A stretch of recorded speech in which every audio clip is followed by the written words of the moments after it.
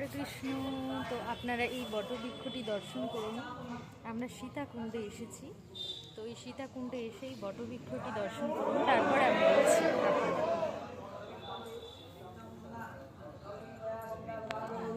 কাশ্যপপুত্রায় অস্মৎ বৃদ্ধ প্রপিতামহী।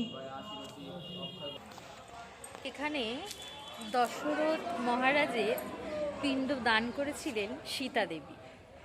যখন রামচন্দ্র লক্ষ্মণ বাজারে গিয়েছিলেন, তখন দশরথ এসে বলেন যে মা, তুমি আমাকে পিণ্ড দিলে আমার ক্ষুধা নিবারণ হবে, তুমি আমাকে পিণ্ড দাও।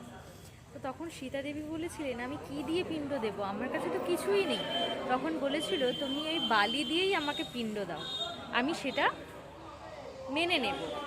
তো তখন সীতা দেবী এই পিণ্ডটি দান করেছিলেন।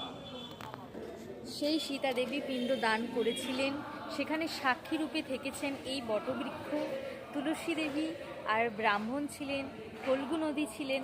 কিন্তু সবাই এই সীতা দেবীর পিণ্ড দেওয়া দেখেছেন, কিন্তু কেউই বলেন। তো এই অক্ষয় বট এখনো অবধি রয়েছে, আমরা সেটা দর্শন করতে পারছি, এটাই অনেকটা সৌভাগ্যের।